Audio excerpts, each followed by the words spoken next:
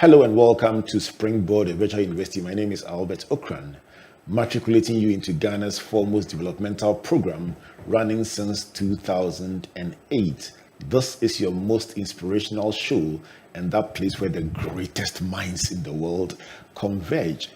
Your virtual university is brought to you by the Springboard Ratio Foundation and proudly sponsored by the Enterprise Group, MTN Pulse, with media support from the Multimedia Group and the Graphic Business. So today we reconvene in the engine room, your favorite series that goes behind the scenes with achievers in various fields to find out the what, the why, the where, the tears, the learnings of their journeys in a bid to inspire all of us to be a greater or a better version of ourselves. And my guest for today is Managing Director of the first private group medical practice in the country. A position is held since 2005. I'm talking about the Nyaho Healthcare Limited, and the MD, Elikem Tamaklo. Doctor is my guest for today. Elikem, good to see you. Thank you for having me. Thanks for making time for this all-important conversation. So let's start from the fact that the Nyaho story, I mean, everyone knows Nyaho, if I may say so.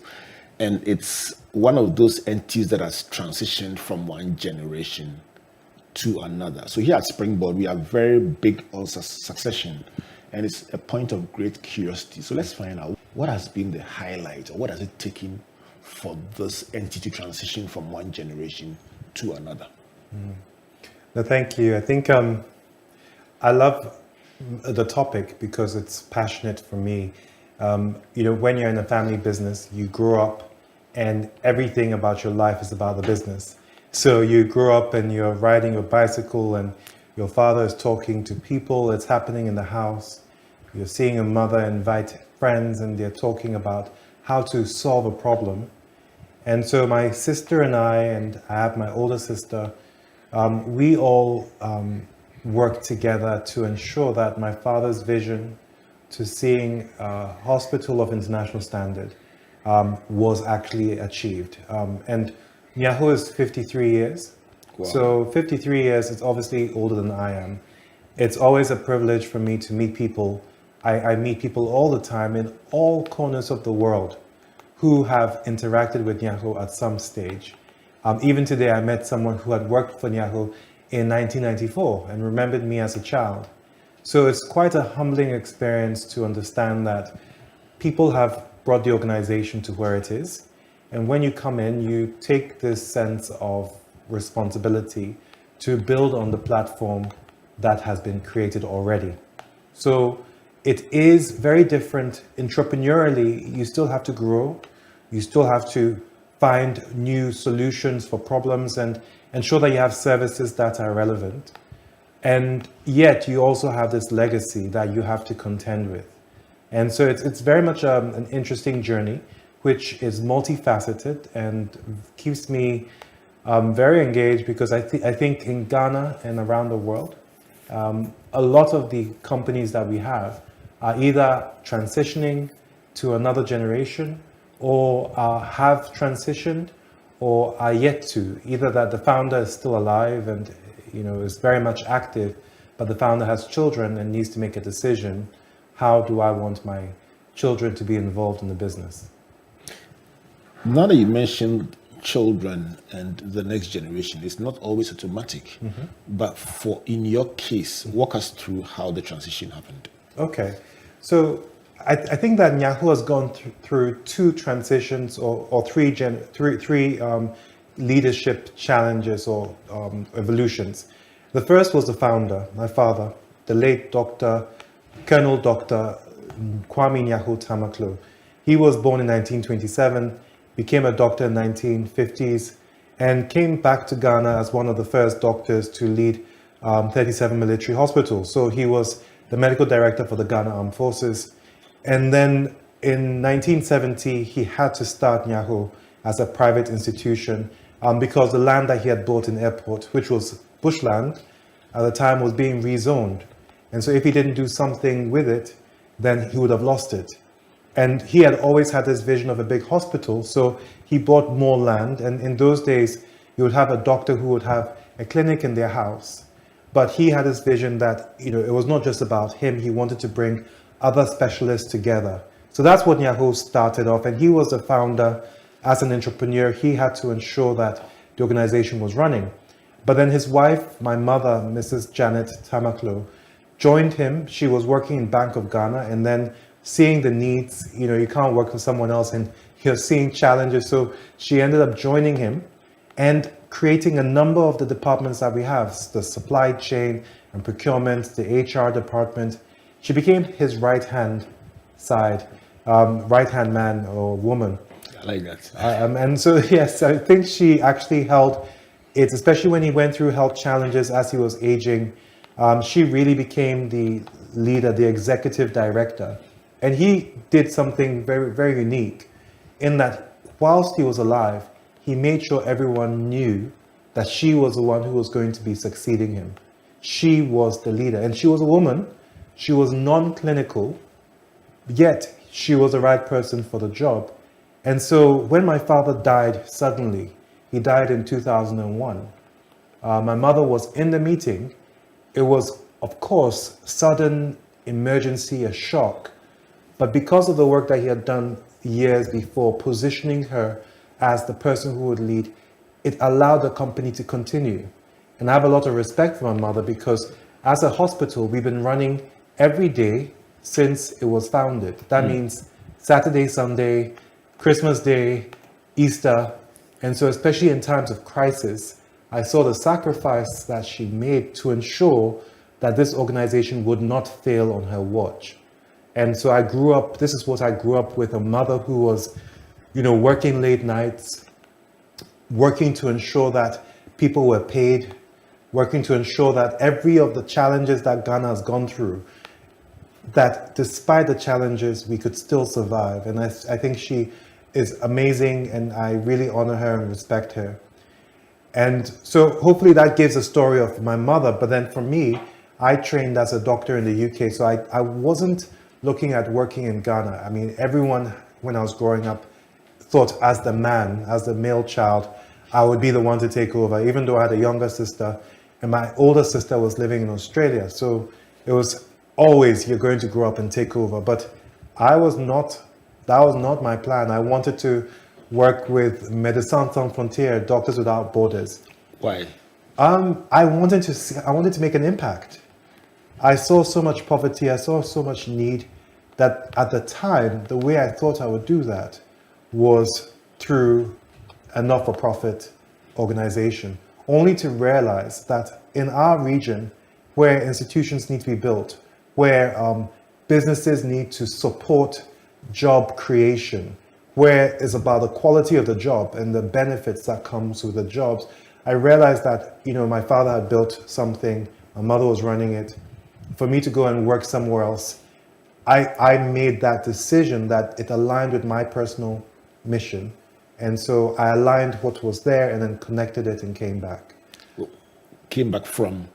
Came back from the UK, where I was working. Okay, so you trained in the UK? So I trained in the UK. Funny story, I actually got accepted to the medical school at University of Legon in Kolebu.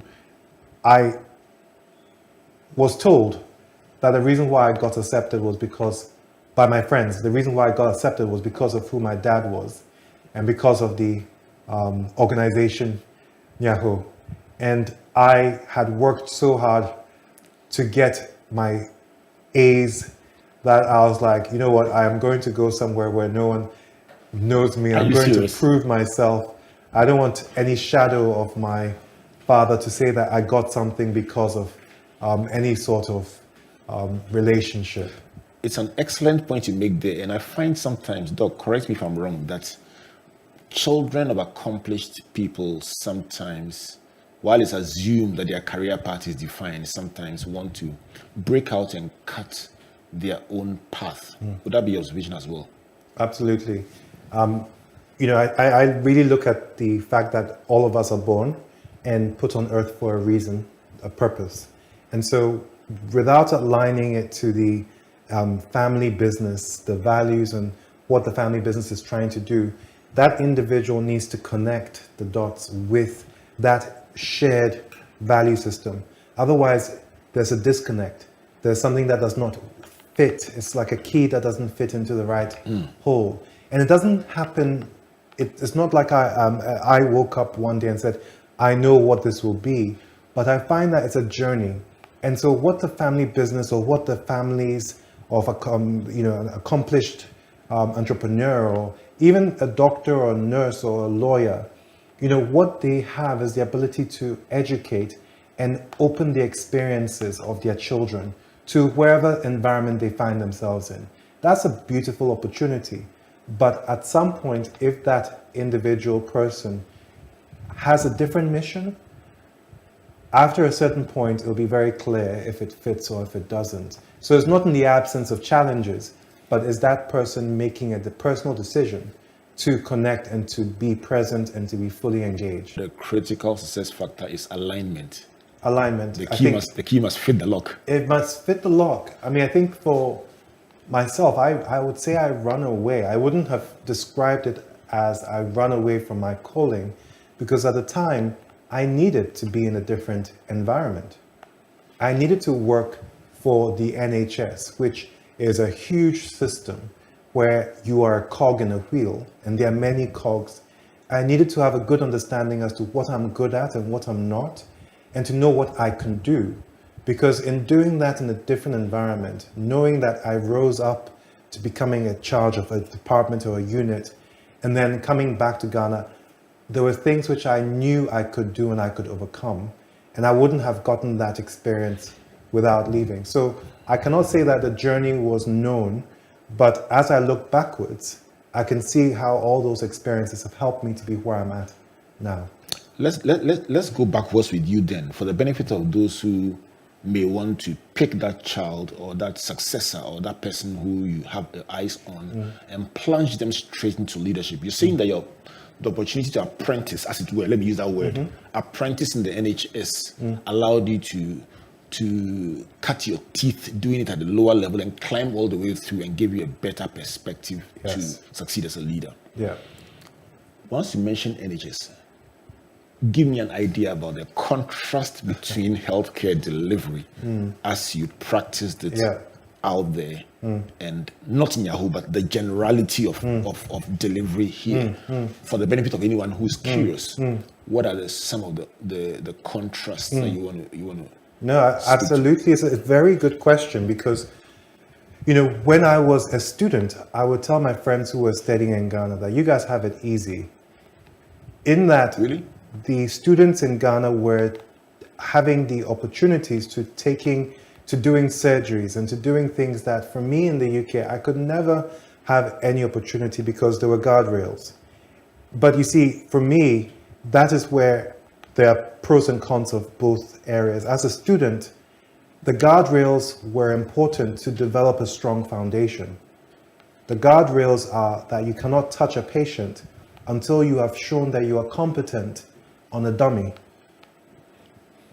And whatever you're doing, if you're putting in a cannula or you're taking bloods, or you're putting in a catheter, if you don't do it on a dummy and show that you are competent, you cannot touch a human being, because it opens up the organization to medical legal liability if something goes wrong.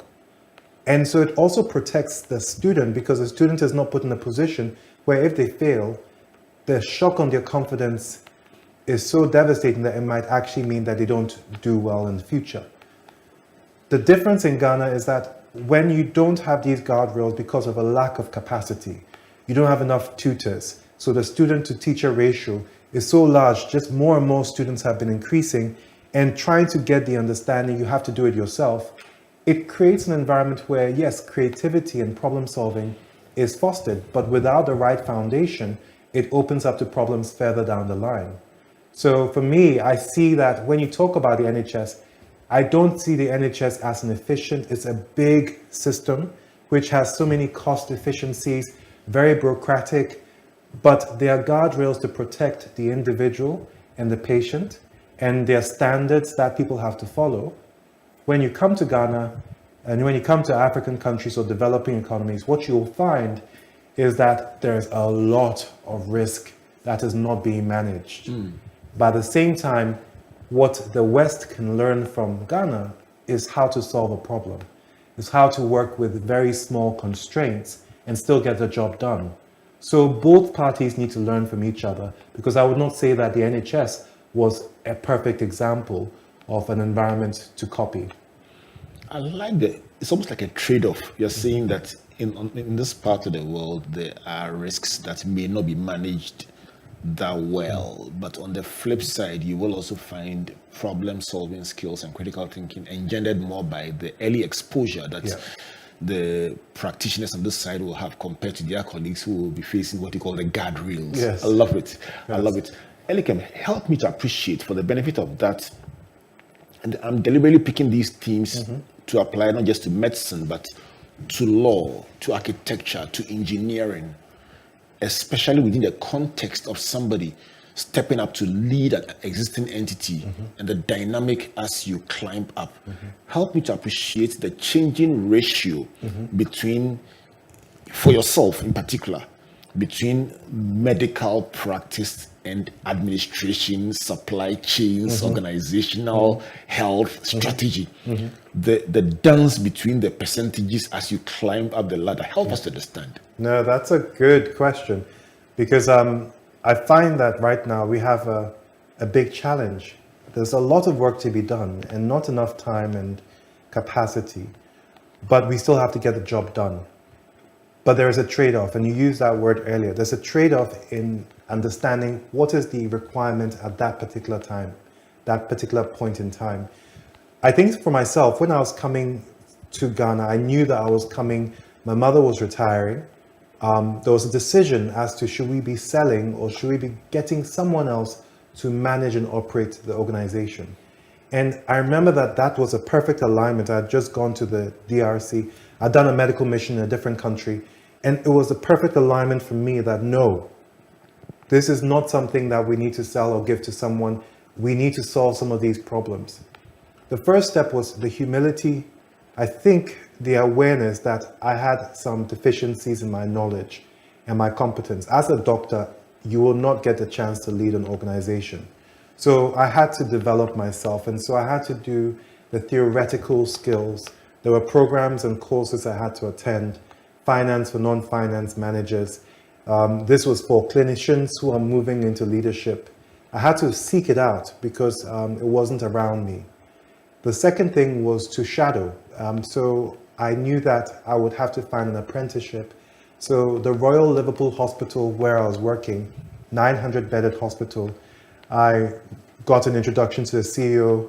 I asked, can I please shadow you for a number of months? And I joined all the board meetings. I went and visited all the departments. The Royal? The Royal Liverpool Hospital. Okay, so that was purely shadowing. That was purely shadowing. I had actually left my job. I was working locum shifts part-time. This is nighttime in the emergency department and weekends. So you take on shifts and then you're paid. And during the day, during the Monday to Friday, I was shadowing the governance, the board, I was the leadership, the executive teams. I was observing how they were making decisions. I was observing how they were going about solving the problems. And the good thing is that I was coached. So I also had a coach, and I was told to write a paper comparing what I'm seeing here to what is happening in Ghana, in my own organization. So it gave me an assignment.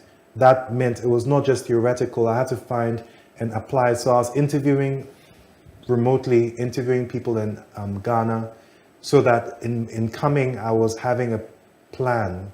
Having a coach helped me, because in coming, I realized I could not maintain my clinical work and lead the organization for where it was. Some people do it, and I have to say there are people who have found a balance. It's very difficult, but I could not do it, and it was the recognition that I was coming to do something new.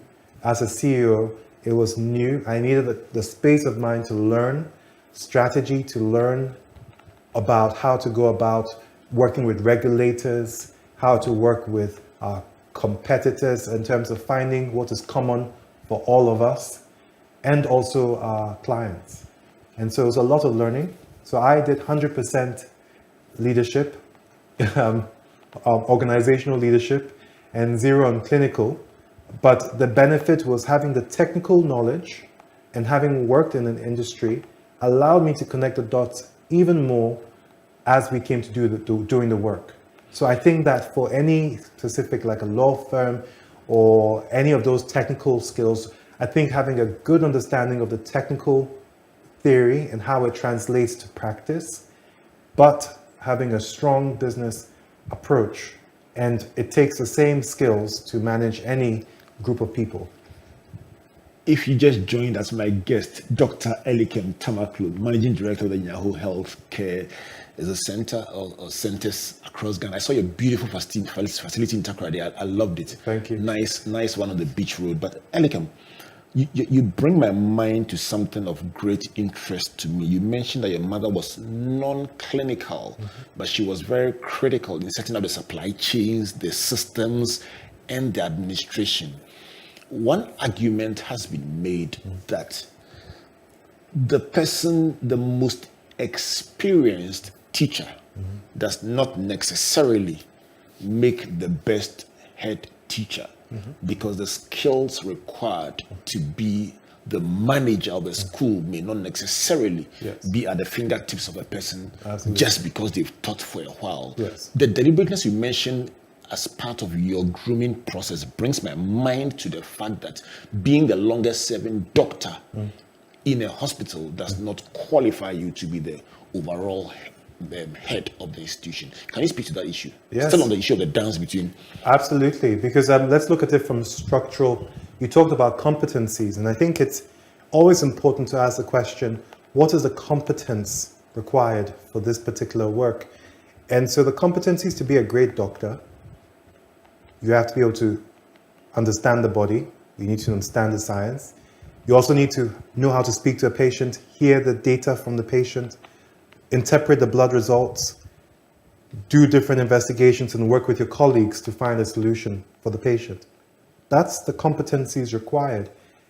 Very different to lead a group of people towards a common goal. And these are people who have different roles and responsibilities. The competencies required to be a business leader require you to have understanding of the finance, at least to the point where you can have a conversation with your finance manager and not be ignorant. You need to be able to have understanding of the HR, understanding of the supply chain, the technology, even the IT systems. There needs to be a minimum level of understanding, but the ability to work with human beings so that they can work with each other, get over their differences, and arrive at a common goal. That's a very different skill set. So it is sometimes important that we all do an audit for ourselves. And the best way of having an audit is getting feedback. So especially if you're a leader, having a board of directors is one approach to getting feedback, because if you give them the ability to be a board, that means that they have to hold the leader accountable for their actions and their decisions. So accountability has got to be true accountability. If you have a board of advisors who advise you, that's one thing. But a board of directors have a responsibility to ensure that as a leader, you know where your gaps are and you're putting things in place. So I get a yearly appraisal by my board, which is where we talk about not just the performance of the business, but my personal development, where I'm struggling, where I'm challenged. Sometimes it's to say that I have not taken leave, and so I need a break. And the gaps is the clarity of what you need to put in place to be a better leader. So I would like to summarize that in saying that I do believe that we have to look at a mirror, and it might change. So it's not static. In the beginning, you might be requiring one thing, and in the later down the line, it's something else. But we always need a sense check for what we need at any point in time. One thing is certain, this is a man on a mission, and that mission is not being done haphazardly. There's a lot of thinking, a lot of deliberateness in the execution of that mandate that has been given to him. Let's go for a break. When we come back, let's find out things like competition, reinvention, promotion. And by the way, is healthcare delivery today different from what it was when I was growing up in Takrady with my favorite family doctor, Dr. Decker? Is it different? How different is it? Let's find out when we come back.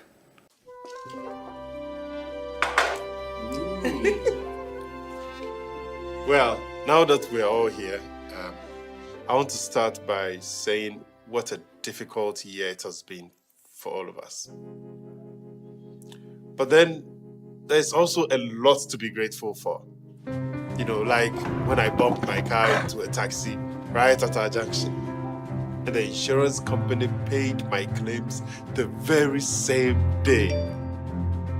And remember the surprise cash bonus we received for our funeral finance plan? That is what sponsored our trip to the beach. And the song we sang all the way to Pram Pram. I'm also grateful that every passing year brings me closer to enjoying the retirement benefits I have contributed so much to. And how since I started working from home after the COVID pandemic, I've been taking better care of myself. Even my doctor can attest to that. Speaking of that, I'm very grateful to the team at Transitions for giving Grandpa a befitting send-off. Well, on a happier note, I am grateful to have found an affordable office space to rent at Advantage Place. Enterprise, your advantage. Pascal is showing his boss the efficient new technology they've installed. She is pleased, but now she's asking, why is that still there? Pascal explains that he hired a security goat to protect the data shed. The boss is not so pleased anymore. If you haven't upgraded to cloud storage yet, it's time to get business done better with MTN Business.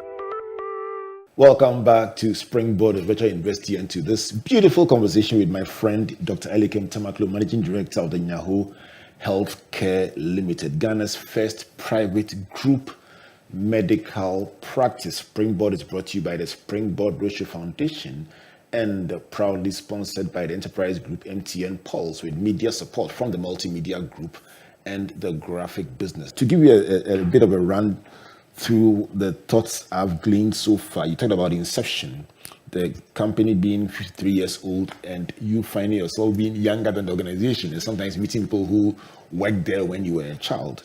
And the humility that brings in holding the torch today. You talked about transitions, number 2, and the fact that your father laid the foundation, your mother took over, built the systems and handed over to you, and the various unique components of the transitions. The third was about growing up and wanting to work with Doctors Without Borders, assuming that NGO will give you a chance to serve and making a conscious decision to come to Nyaho. The fourth is about uniqueness. You say that everyone has a unique purpose here on earth, and without alignment with the family business's values, there will be a disconnect and you can't force someone to get in and succeed in the venture. The fifth is the beautiful contrast you painted between the NHS on one hand and medical practice here on the other, stressing the fact that each one has some uniqueness about them. And while the doctors here early in life could get opportunities, it also comes with some risks that may not be managed as well as they are there, because there are safeguards to ensure that you do it on a dummy before you get to do it in real life. So you talked about the implications for problem solving, but also the safety that pertains elsewhere in the big picture. Then you mentioned the issue of alignment, the dance between medical practice and then administration. And you say, once you decided that you had to lead this firm, you set yourself apart to learn and to be developed. Your seventh point was about coaching and the fact that you decided to set yourself on the leadership and management path, and for that reason you don't do the clinical part of the business now, so you can focus on managing the business. The 8th is about the competencies required to be a doctor: understanding the body, understanding the lab results, understanding working with colleague doctors and relating to patients is markedly different from managing finance, HR, supply chain, and managing leaders. That's a nice one. The 9th is about governance and accountability. You say, listen, you need a board. You need people who hold you accountable. Sometimes not just for the results of the firm, but even for your own health, your leave, and being responsible as a leader. You see, without that one, it could be problematic because you could go on and on and on without that check on you as a leader. These are the 9 lessons that I'm picking from this conversation, and I'm sure our listeners are noting them for their own records. Listen, let's have a big debate on social media. Which of these 9 points is your favorite and why? Is it speaking to a particular situation you're going through, or you just find it just stimulating for your own mind? My guest once again, Dr. Elikem Tamaklo of the Nyaho Healthcare Limited. Elikem, walk us through the changing landscape in medicine. I grew up at the time when it was a very simple thing to go to your doctor to be seen, and the doctor knew everybody. It was almost like a community thing. Yeah. Fast forward to 2023, how complex has it become, and what are the implications for you who manages a medical facility? Fantastic, and thank you for the summary. I think that with regards to healthcare, I remember that even when I was studying in medical school, what I was taught and what I know now is very different. And there's a rapid acceleration of information. From when people looked at a doctor, the doctor was a fountain of all knowledge. The doctor was the expert. So you had the expert-led kind of practice where I have gone to school, I have done this, I have done that. And that becomes how a doctor used to be perceived. But that's very different now, because right now we have the internet, we have Google, we have so many data points around healthcare that is changing rapidly. If you look at COVID, what we've just recently gone through, almost every week there were new research findings as to how to treat COVID from different parts of the world, from China to America to Portugal. Even in our country, Ghana, you're hearing people saying certain medication do better, certain herbs or certain foods give a better immune response. And the volume of data is overwhelming for any one person. And so we have gone from the place where you have one person who is the fountain of all knowledge to a place whereby you need many different specialists who specialize in one field, who have to come together to make sense of things. And you're moving to the future, or not just the future, the present, whereby even as a specialist, technology and the data that we are generating is too overwhelming for even a specialist, such that you need tools like artificial intelligence, like big data analysis that can define and distill the insights for the practitioner. So I think that healthcare is an exciting industry to be in because there's a lot of change, but at the same time, if we do not change our perspectives around the role of a doctor, we find ourselves wanting. So any doctor who professes to know everything, I find is probably a dangerous doctor. Wow. Let's deal with the same theme, and I like the point you just made. Any doctor that professes to know everything is a dangerous doctor. I guess that's, I don't know whether it was cultural, but from what you just described, this person who loved to be seen, known, and felt as the repository of all knowledge previously, it will be difficult to give that up today with the realization that you don't have that much power and you're not worshipped, for lack of a better word, like it used to be. But staying with that theme, you talked about the need then for specialists with unique areas of specialization. there's been a big debate over the years about specialist versus generalist. But you seem to be seeing that the world is leaning towards the point where even in the practice that you are into, there are so many nuances that you need to be a specialist. You need specialists in various fields. Give me your general comments on specialist versus generalist. Where do you stand? They're both needed. Absolutely. Nyaho is privileged that we actually have our foundation, and the foundation has partnered with the Ghana College of Physicians and Surgeons to have family medicine residency training in our hospital. So that means that family practitioners are your generalists. The way I see them as being very critical is that for you as a patient, it's a partnership. And I find that it's not a top-down relationship, because the person who knows about their healthcare is the patient. They might not have the words to describe the condition, but without them talking about what they're going through, no doctor can diagnose. So if we do not first acknowledge the patient-doctor relationship is a partnership, then that is where we need to really realign. So that doctor being respected, well, a doctor is only as good as the information that the doctor gets, because it's the patient. So I think that, first of all, that doctor-patient relationship is primary. Now, if you think of your bank, I use this analogy with my team, that the family physician or the generalist is like a relationship manager. The family physician, really every family should have one doctor who knows the family, from when the child was born to as the child has become a teenager, who understands your health and how you have changed over time.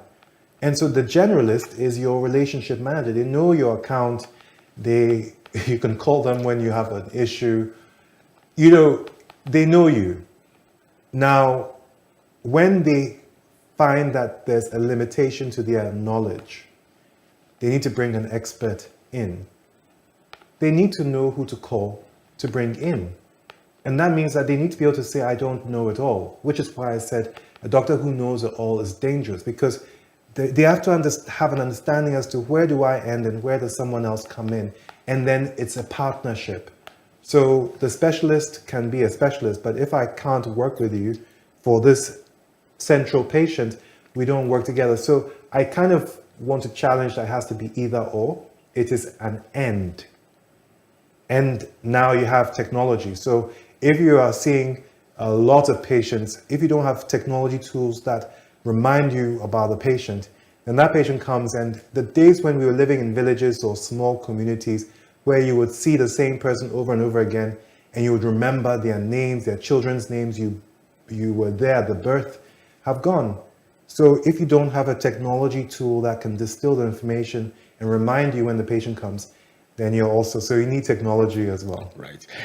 Let me tell you what, if it's allowed to clap, let me clap for you, because this illustration of the relationship manager is so beautiful. I'm telling you, no one has ever brought my mind to the fact that in reality, what you're saying is that a generalist is like a relationship manager, knows the account, knows the history, knows the family, knows which side of the tooth is the problem. It knows everything. Yes. But then when they come across a challenge that is bigger than their ability, they also know how to refer to the specialist. Yes. I like the dance. I like it. If it's okay, I can also say that one of the biggest problems I find is that you also sometimes need a transaction. You just need a bank teller. Sometimes you just need to go in and someone can just give you the solution. Point. That's it. You're not going to see the person again. But the problem I find is that we live in a very fragmented healthcare industry. And that is a danger for the person, the bank account.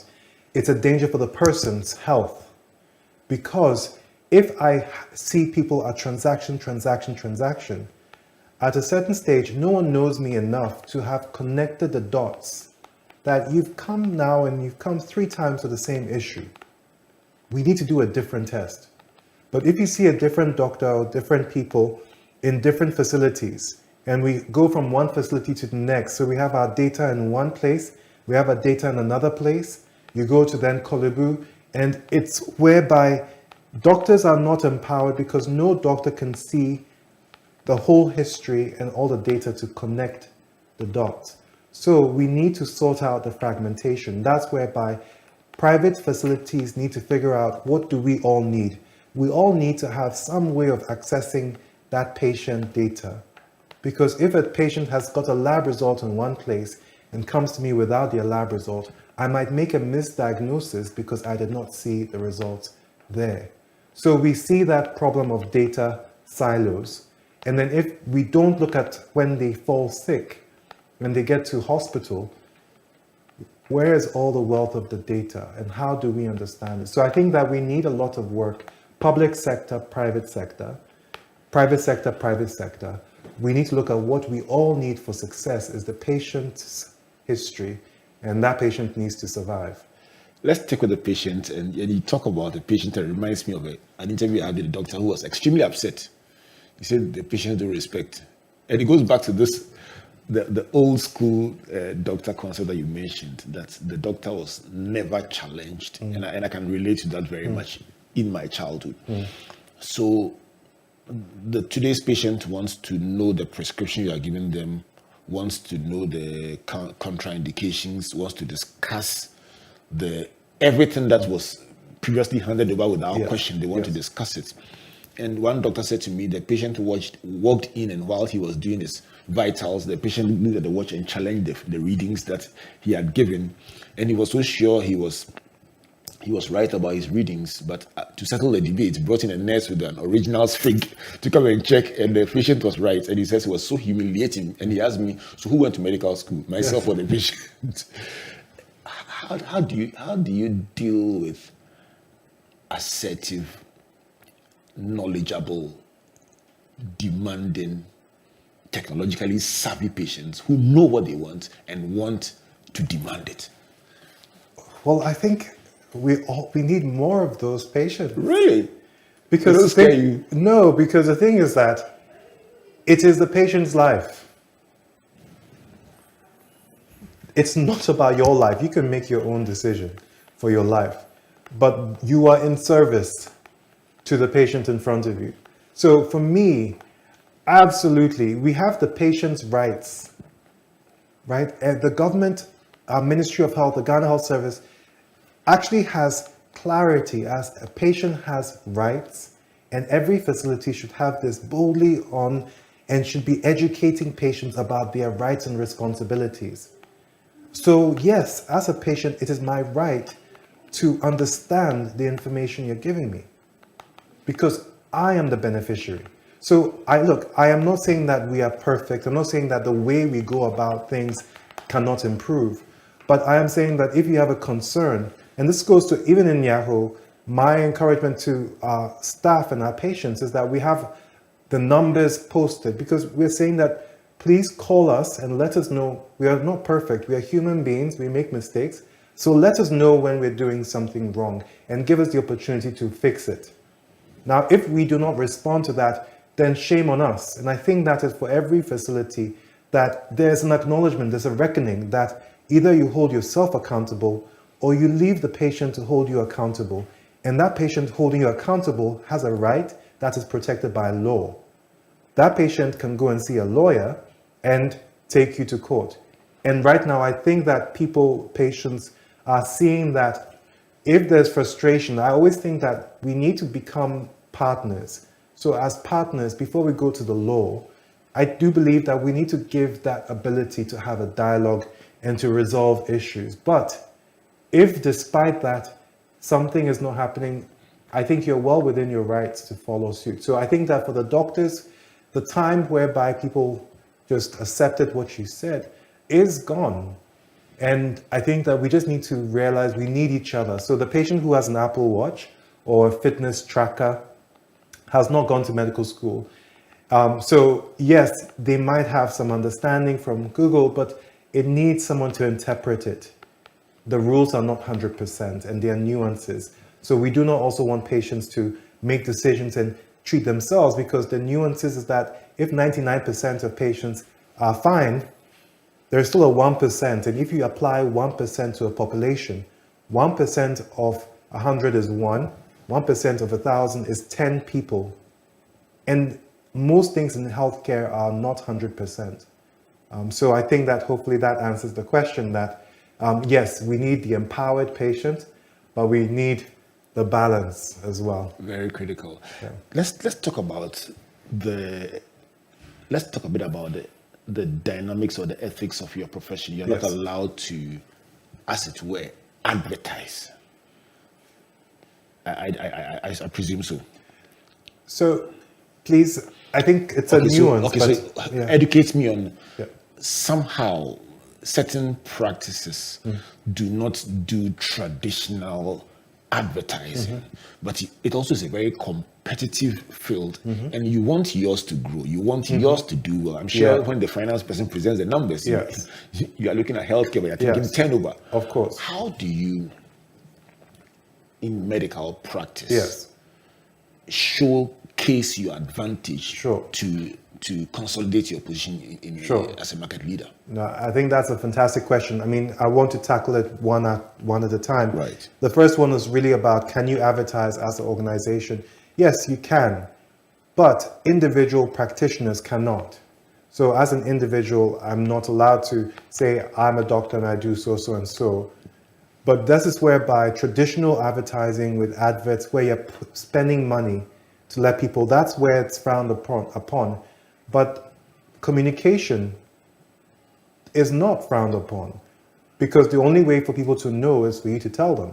So it's important for us to use the different mechanisms, the different channels to communicate effectively how people should interact with an organization. And so if an organization is not on social media, any organization needs to be on social media. Any organization needs to advertise, whether it's a service that people need to know about. They need to understand what the laws and regulations say. Like, for example, the FDA, certain medication, I mean, you cannot advertise without following your regulator's direction. So you need to know your regulator's direction. But working within the constraints, you have to communicate, and there are other ways to communicate.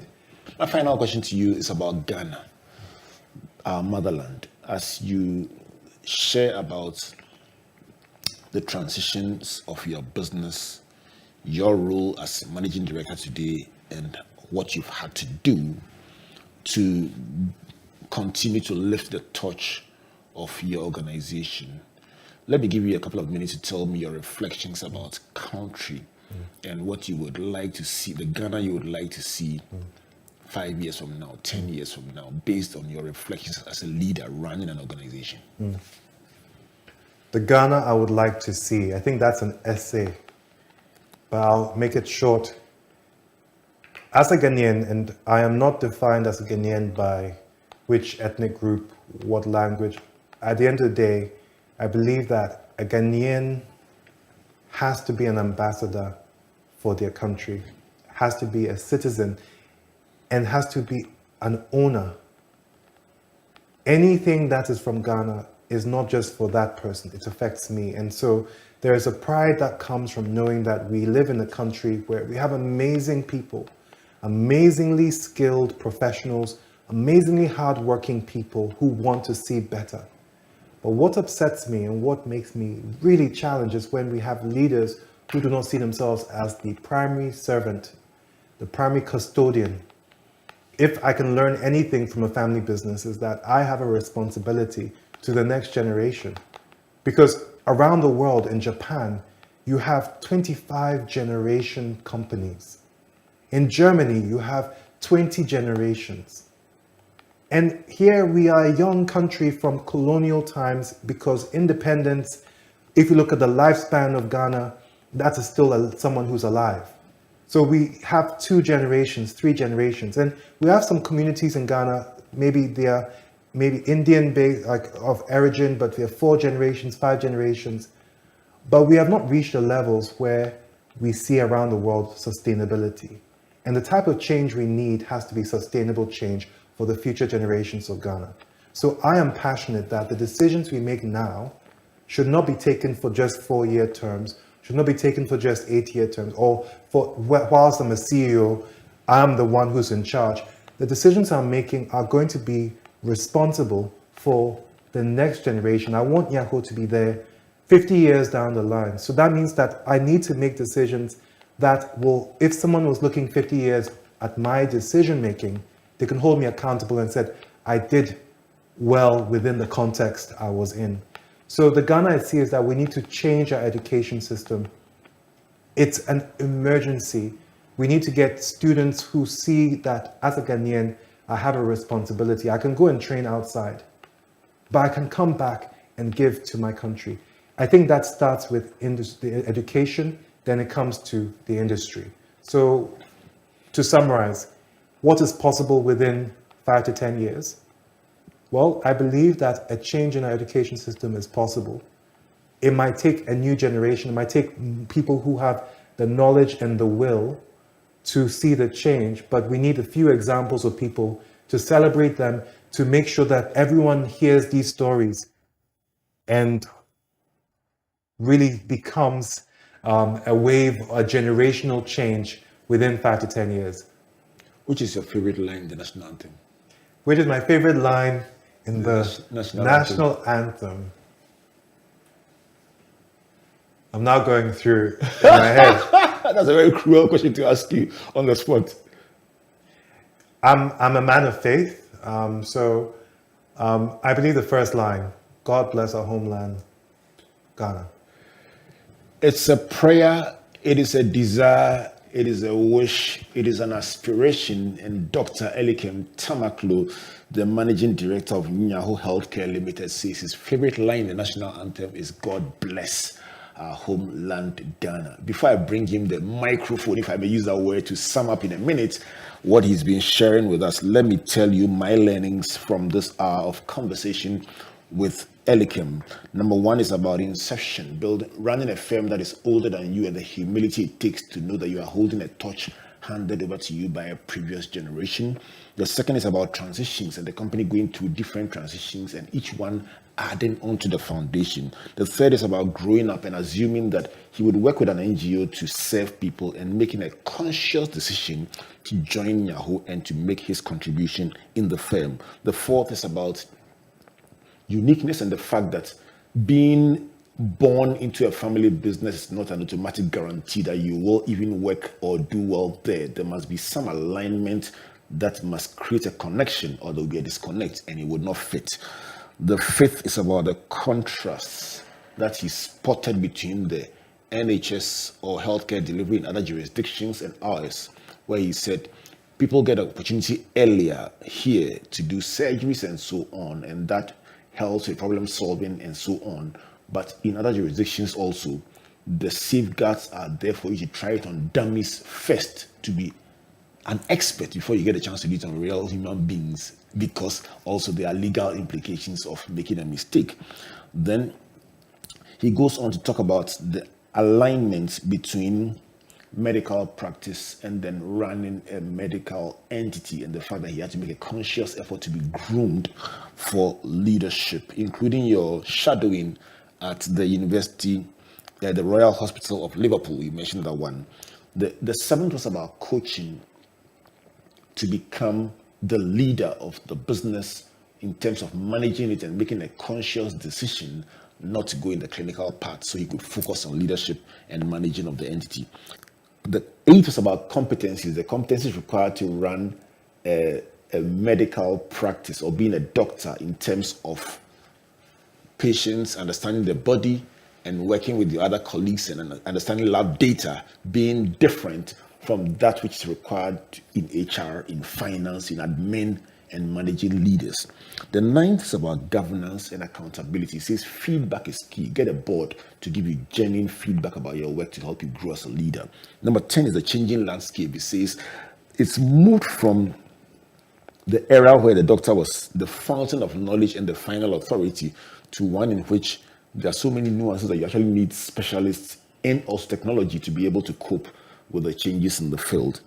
The 11th is about the need for both the specialist and the generalist. And I love that one. He said the generalist is like the relationship manager in the bank. He knows the account, he knows all the nuances. He or she knows the patient, the family, the history. But at a point, they will need a specialist because the particular issue they are dealing with is beyond their level of or ability. The 12th is about fragmentation.